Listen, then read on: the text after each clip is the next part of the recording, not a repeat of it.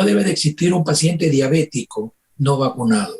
No debe de existir un paciente mayor de 65 años no vacunado. No debe existir un paciente con cáncer no vacunado. No debe existir un paciente con HIV no vacunado. Bueno, estamos aquí haciendo contacto contigo. Qué gusto poder tener siempre desde las 11 de la mañana invitados de primera acá en Radio Fuego 106.5 y a las 10 empezamos siempre con noticias e información. Qué bueno, este programa va hasta la 1 de la tarde. Aquí tengo al doctor que realmente hizo tanto por la pandemia, mi querido doctor Washington Alemán, y todavía estamos trabajando en eso, doctor. Yo creo que el COVID en Ecuador podría ser que esté controlado cuando hablamos ya de 9 millones de vacunados, si no me equivoco, el 52% de la población, tomando en cuenta pues todos los que estaban programados para ser vacunados con una sola dosis ya supera el 70%, ¿cierto? Así que, doctor, está pensándose ya en vacunar a niños, o sea, no niños, sino más bien adolescentes, hasta los 12 años, o sea, de 12 años en adelante, para que la vacunación llegue en diciembre, a final de año, a tener una cobertura, una inmunidad colectiva, para no decirle de rebaño, porque a la gente no le gusta, totalmente hecha. Doctor, bienvenido. Hola, ¿cómo estás, Mariela? Siempre un placer poder conversar contigo en tu programa. Bueno, de acuerdo a tu comentario, yo creo que es lo que aspirábamos, pero también creo yo que hay que agregarle que si uno lo ve desde el punto de vista de salud pública, ¿no, verdad? Todavía las inequidades que hay entre los países con el acceso a la vacuna probablemente todavía es algo muy preocupante. El Ecuador, acordémonos que no somos una isla, que vivimos un mundo globalizado y que el tener países que todavía ni siquiera lleguen al 1% de su población vacunada, esto es la principal responsabilidad de que existan mutaciones y variantes del virus. Doctor, pero también tiene que ver con gestión de gobierno, porque realmente usted sabe que cuando se puede y se quiere, o sea, cuando se quiere se puede, y pueden haber gestiones de gobierno que sean importantes también en diferentes países, porque si usted se pone a ver, nosotros realmente estábamos un poquito desprovistos de vacunas y de repente pues empezamos con la vacunación, y mire lo que se ha logrado en pocos meses. No, totalmente de acuerdo, yo creo que por eso hay que felicitar al gobierno nacional y al Ministerio de Salud por lo que se ha conseguido. Pero no podemos dejar de mencionar, la verdad, que lastimosamente el éxito que tú haces, si tus vecinos no lo hacen adecuadamente, probablemente en algún momento vamos también a tener problemas. Si tú tienes países que no vacunan, ¿no, verdad?, ni al 1%, tú vas a tener poblaciones que en este momento viajan, la globalización hace de que el mundo dé vueltas en un día, y vamos a tener pacientes que en algún momento puedan llegar con mutaciones o con variantes que lastimosamente sean resistentes a las vacunas, y que volvamos a tener el problema del inicio, ¿no? Entonces yo creo, Mariela, que esto hay que dejarlo claro, que la felicitación es como gobierno. Esto es más o menos el ejemplo cuando en el dengue tu casa tú la mantienes limpia, el monte, no hay residuos, tú tienes todo limpio, pero tú tienes al lado un patio o un terreno el cual está lleno de maleza, el cual está lleno de reservorios de agua, y tú vas a tener mosquitos, ¿no, verdad? Por más que tú tengas tu casa bien limpia. Es decir, la responsabilidad de la vacuna tiene que ser un objetivo mundial. No puede solamente ser de países del primer mundo o de quienes han tenido buenos gobiernos. Tenemos que tratar de luchar porque Haití vacune a mayor porcentaje de su vacunación que países como Centroamérica, porque si no, vuelvo y te repito, el problema de la variante siempre va a estar latente, y por más que tú hagas bien las cosas ahora, después de unos meses vamos a volver a tener un caso con alguna variante que vuelve nuevamente a crecer y vamos a seguir en este problema. Por eso que la pandemia todavía no acaba, ¿no? Por eso que la pandemia todavía... Pero mi pregunta, ¿la pandemia ya acabó en Ecuador? No. No, yo creo que no, porque no somos Claro. una isla, ¿no? En este momento estamos en una etapa de equilibrio, pero no podemos permitir o pensar que ya dejemos de abandonar todas las medidas de bioseguridad, la mascarilla o la Habría, percepción de riesgo, ¿no? Claro, habría que preguntar a los países, porque yo estoy de acuerdo que entre enero y mayo del año pasado tal vez no habían suficientes vacunas y los gobiernos estaban en negociación, ¿verdad? Pero ya después de junio ya es cuestión de una buena gestión de los gobiernos de cada país para que tengan vacunas, porque de hecho usted sabe que Estados Unidos también estaba a través del plan COVAX y tal, y con buenas gestiones, pues donando vacunas a los países de tercer mundo.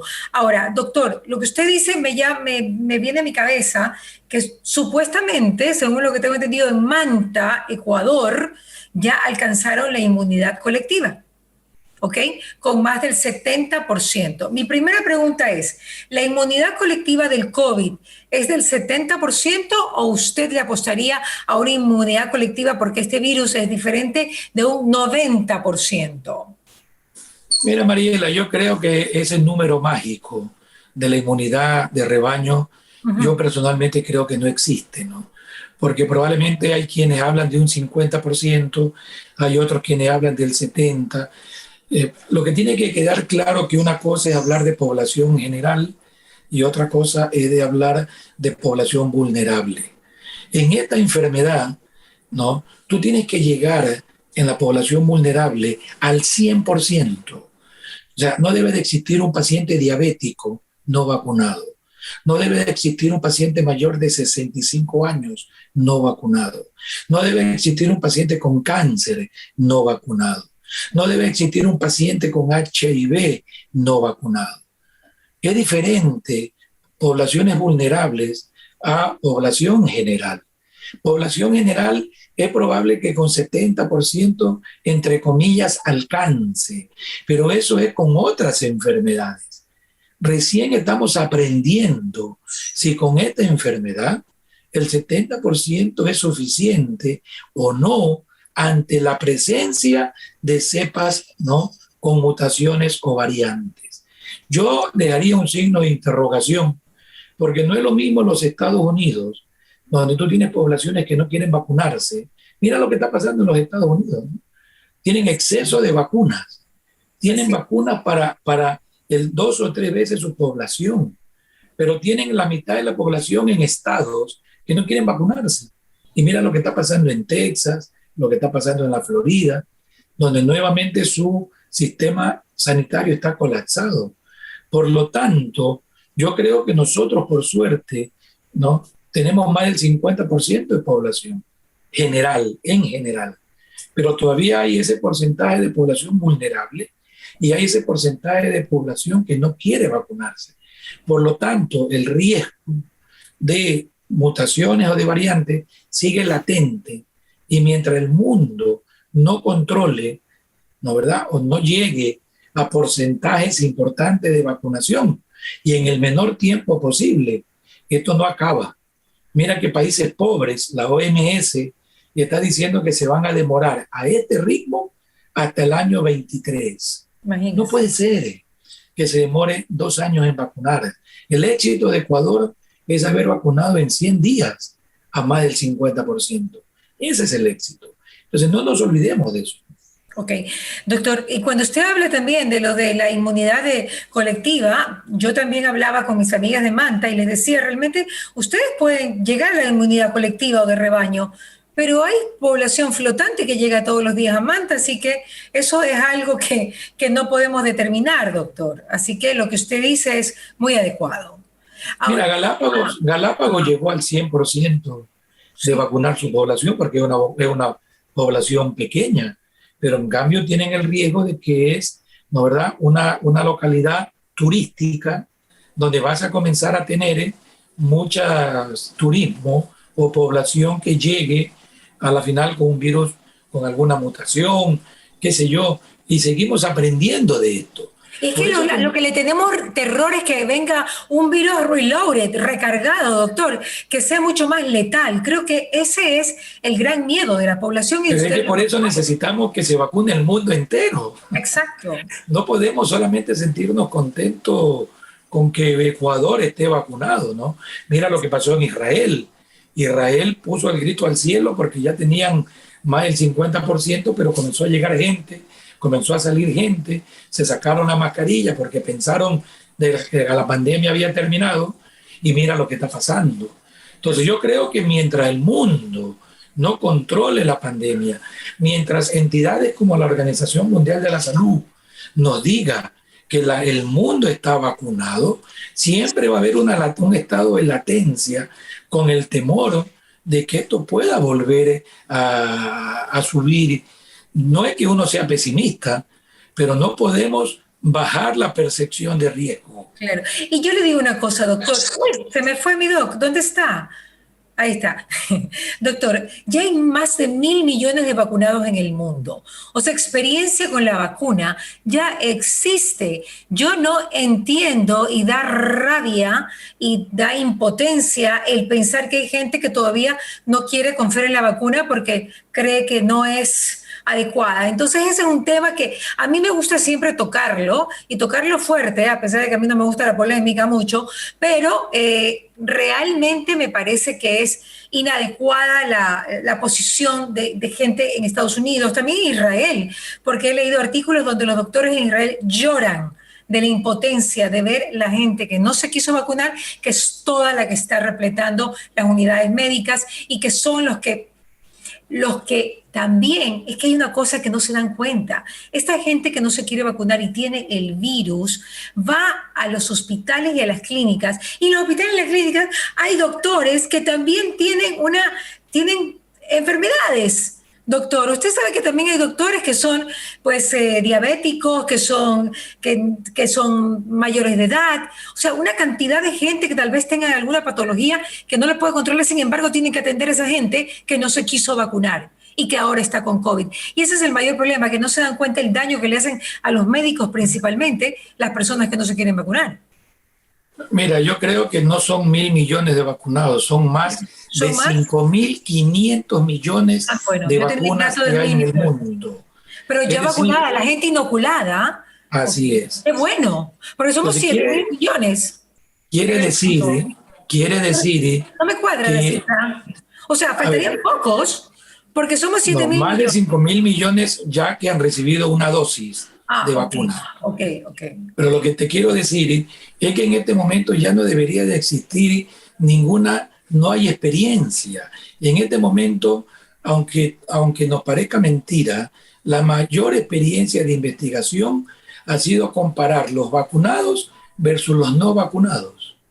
Y esto lo que nos ha demostrado es que probablemente quienes van a los hospitales, quienes se mueren, quienes tienen llenas las terapias intensivas, son los no vacunados. Es decir, en este momento ya no debe de existir, ¿no verdad?, ninguna duda, porque hay tanta evidencia, ¿no verdad?, que hay para demostrarla y está demostrado en las publicaciones que las terapias intensivas y los hospitales están llenas de población no vacunada, comparada con población vacunada. Por lo tanto, vuelvo y te repito, en este momento no existe ningún sustento de quienes pensaban que el chic, que me voy a convertir, que Claro. qué sé yo. Es decir, yo creo que no hay que seguirle dando más pantalla, ¿no? Ni seguir repitiendo un concepto que perdemos tiempo Sí. para poder ayudar a Pero educar sí, a pero sí hay quienes que recordarles todavía. el daño que están causando. Primero, Yo creo que tenemos que seguir educando, ¿no? Yo creo pero, que tenemos que seguir pero también el daño educando. que están causando, doctor, porque definitivamente, pues también ellos serían los que son el lugar apropiado para que las variantes cambien, porque son los que van a tener el virus. Esa es la verdad. Y la variante cambia en un no vacunado, no en un vacunado. Esa es la verdad. Y otra cosa es el daño que le están haciendo a la población que sí se ha querido vacunar, sobre todo los doctores, y que pueden tener también el riesgo pues, de contagiarse. Ahora, doctor, y también no dejemos de lado el hecho de que tal vez ellos no saben que los pacientes, de repente, tal vez el término, no sé si es el adecuado, doctor, pueden tener COVID y llega un momento, el día 2, el día 3, el día 4, el día 5, que se incendian y ya no hay retroceso. Y eso ustedes lo han vivido, doctor. Gente joven que de repente un día se incendió, se le complicó todo y se murió. Bueno, lo que pasa es que acuérdate que en este momento los jóvenes son los que no están vacunados, ¿no? Ya, en este momento la población mayor Le ha pasado a mucha gente, doctor, y usted lo sabe desde que empezó la pandemia, que de repente el paciente se incendia y no se sabe ni por qué. Es un virus bastante desconocido que todavía realmente no se puede controlar. En el momento en que pasa en cierta fase, ya no hay retroceso. Mira, esto es como cualquier enfermedad infecciosa. En cualquier enfermedad infecciosa tú no sabes quién se va a complicar y quién no. Imagínese. ¿No? Tú le puedes dar a 10 pacientes que le da influenza y no puedes saber qué paciente es el que se va a complicar. Porque no solamente tiene que ver factores del virus, hay factores también del paciente. Hay predisposición a que un paciente en determinado momento puede favorecer que una infección sea más severa o no. No es solamente el virus.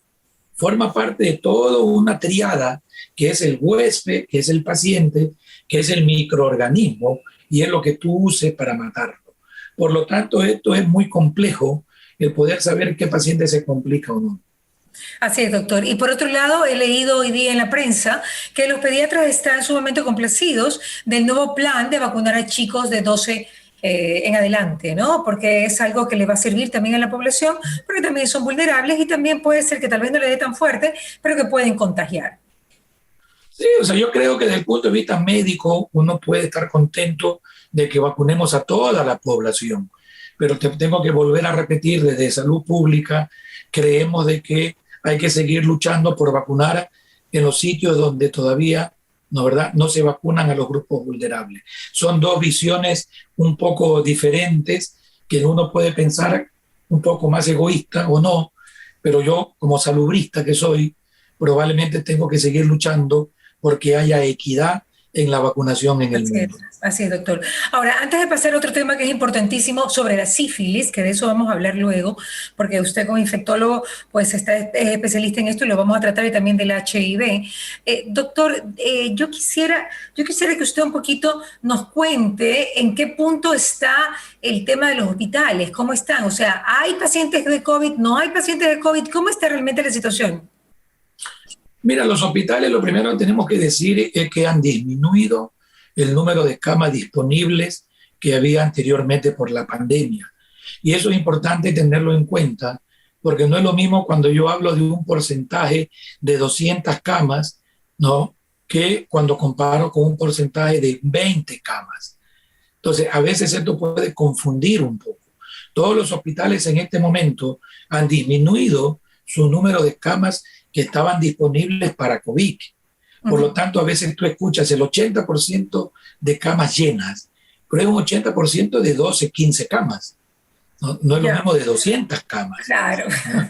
claro. Entonces, eso primero hay que puntualizarlo. Hay que aclarar. Doctor, ¿por qué esta pandemia, usted como infectólogo, dígamelo, ¿por qué se ensañó con los diabéticos, con los hipertensos, y tal vez no con, por ejemplo, las personas que tienen vicios como la drogadicción, como el alcoholismo? No se habló tanto de ellos como de los diabéticos e hipertensos.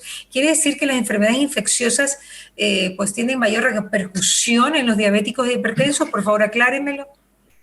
Mira, lo que se denominan grupos vulnerables, no solamente son vulnerables para el COVID. Los grupos vulnerables son en general para cualquier enfermedad infecciosa, ¿no? Porque son pacientes que van a tener alguna alteración de su sistema inmune debido a su enfermedad, y esto lo vuelve más vulnerables a cualquier enfermedad. Los diabéticos son propensos a cualquier tipo de enfermedad infecciosa, no solamente es al COVID.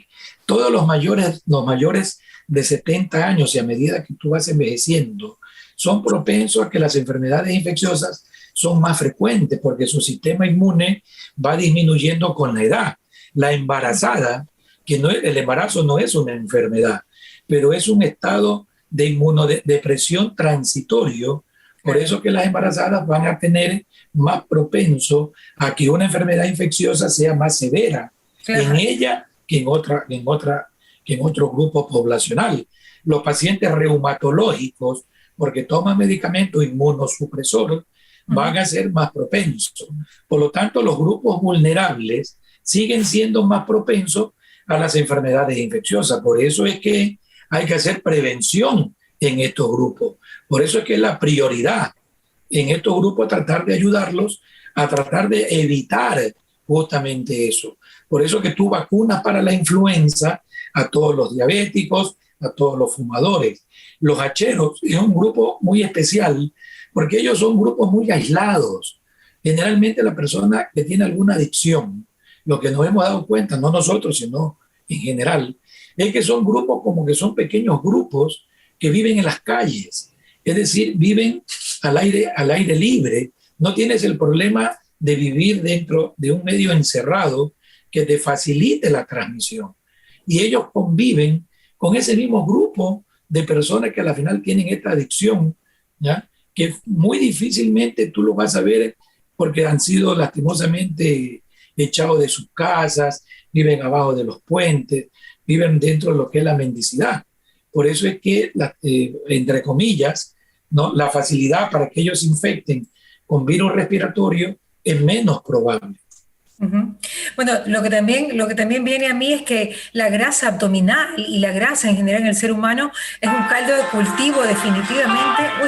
Es un caldo de cultivo, no hay duda, para ¿es suyo o mío, doctor? Parece que es mío, doctor, y no sé ni cómo, espérese. Definitivamente es un caldo de cultivo para las enfermedades. Me está llamando mi hijo que ya llegó. Por suerte aterrizó el avión bien, gracias a Dios. Bueno, entonces, vamos, doctora, a las enfermedades. Usted entró en las embarazadas, ¿ok?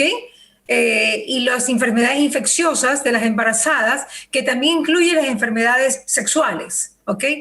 Hablemos un poquito de esto. Mira, la pandemia en todo el mundo hizo que se prioricen a los pacientes con COVID y que probablemente todos los sistemas en el mundo dejaron para un segundo plano el resto de enfermedades. Por eso que ahora que estamos viendo hay repuntes de muchas enfermedades que probablemente uno pensaba que estaban un poco controladas, pero que creo que es resultado no solo de la pandemia, sino que la crisis económica, la crisis sanitaria ha hecho de que haya un repunte. Por eso que en este momento, desde el municipio de Guayaquil, desde la Dirección de Salud y desde la Unidad de Prevención de Enfermedades Infecciosas, hemos elaborado una estrategia para que junto con el Ministerio de Salud poder tratar de intervenir en lo que sería la erradicación de la sífilis congénita. La sífilis es una enfermedad muy vieja, es una enfermedad que probablemente forma parte de la historia de la medicina. Hay miles de historias con relación a la sífilis. Pero Cristóbal Colón supuestamente murió de sífilis, dicen. Y desde que el HIV viene o apareció hace más o menos 40 años para acá, hizo de que muchas enfermedades que se creían controladas, que incluso había países que la iban a declarar ya libre de estas enfermedades, comiencen otra vez a aumentar, ¿no, verdad? Y ese es el ejemplo de la sífilis. En este momento la sífilis tenemos un aumento, un repunte que ha habido en estos últimos años, ¿no?, tanto a nivel de la población general como de la población con HIV. Entonces, cuando tú haces testeos en mujeres embarazadas de HIV y de sífilis, te das cuenta de que hay un aumento de casos. Y si una mujer tiene sífilis, corre el riesgo de que su bebé nazca con una sífilis congénita. Por eso es de que creemos que estas intervenciones, que en realidad son efectivas, porque tú puedes testear a toda la mujer embarazada y le puedes dar un tratamiento tan sencillo como una ampolla de penicilina que hace que la sífilis se cure.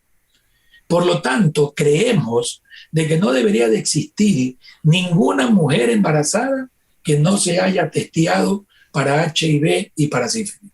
Por eso que desde el municipio estamos tratando de crear un comité cantonal con todas las instituciones que de alguna u otra manera tienen que ver con la mujer embarazada. Sociedades científicas, universidades, organizaciones no gubernamentales, el INSPI y lógicamente el Ministerio de Salud, que como órgano rector es el que marca las pautas, pero creo yo que el apoyo que en este caso el municipio de Guayaquil le quiere dar a este programa, a esta estrategia, es la que vamos probablemente ahora en octubre a tratar de involucrar a todos los actores para firmar un convenio, un acuerdo en que la lucha tiene que ser de todos.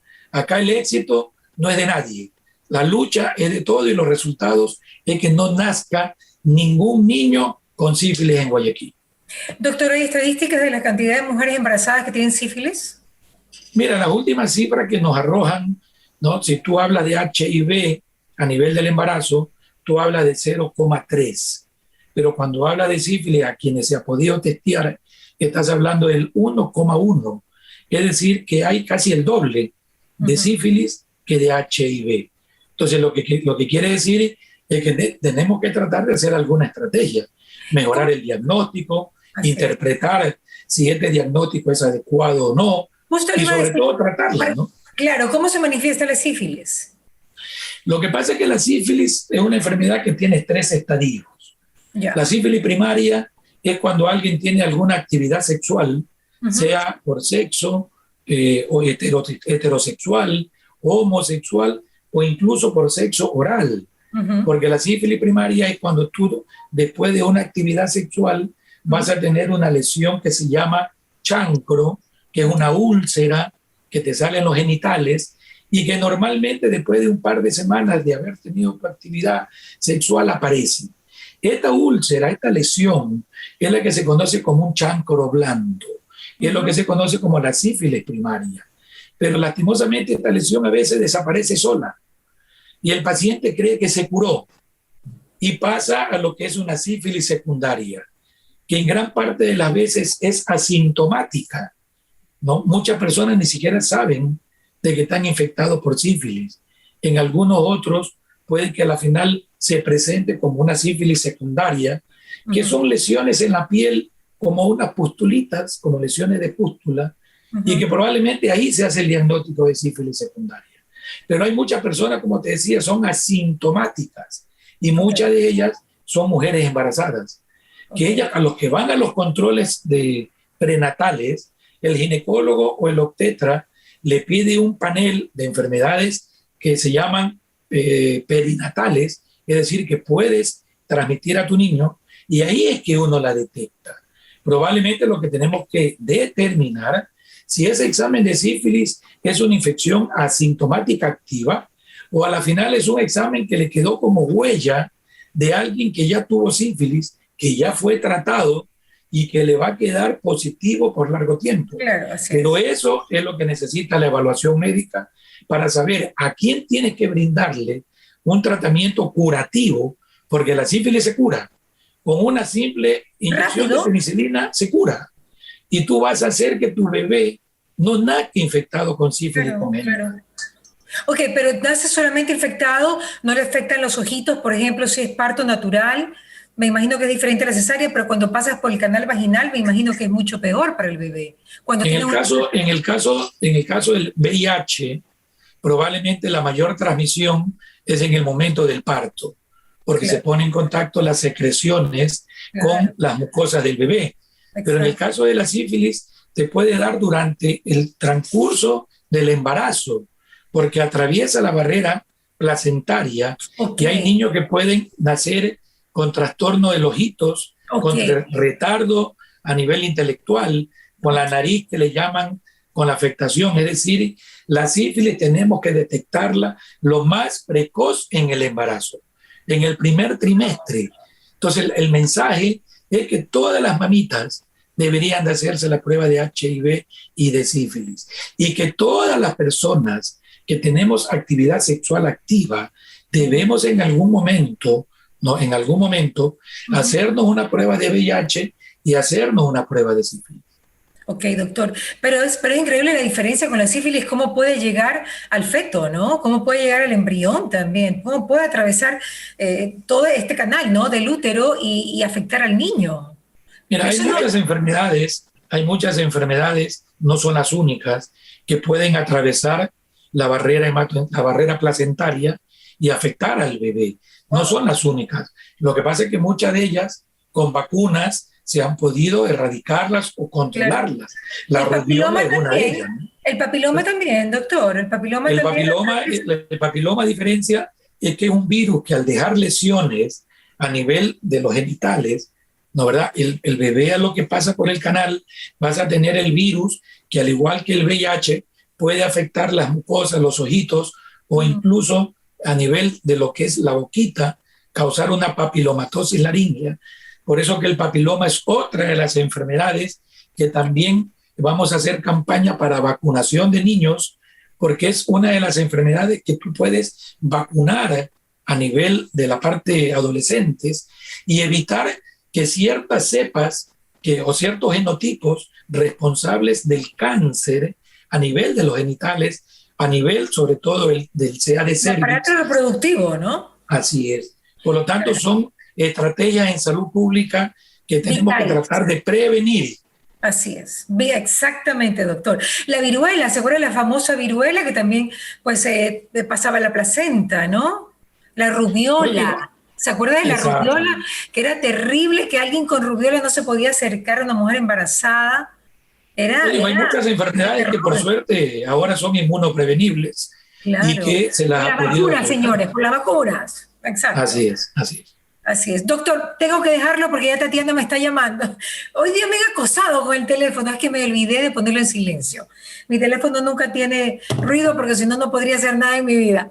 Gracias, mi querido doctor. Un abrazo como siempre. Ya sabe, estamos pendientes con este tema que lo hemos ya puesto en la mesa para seguir conversándolo y seguir trabajándolo de una manera adecuada para toda la comunidad. Estamos aquí tratando de darle salud a todos los que nos escuchan siempre en Radio Fuego 106.5 y en Mariela TV. Un abrazo, doctor Washington Alemán, siempre con la mejor disposición. No, gracias a ti, un abrazo y siempre a la orden. ¿Qué pasa con Mariela? Fue presentado gracias al auspicio de EMAPAC, Interagua, ATM, Municipio de Guayaquil, Urbaceo, Diners Club, Ceviches de la Rumiñahui, Engistol, Neurexam, UTEC, Calipto, Peiles, El Coral, Vitafos.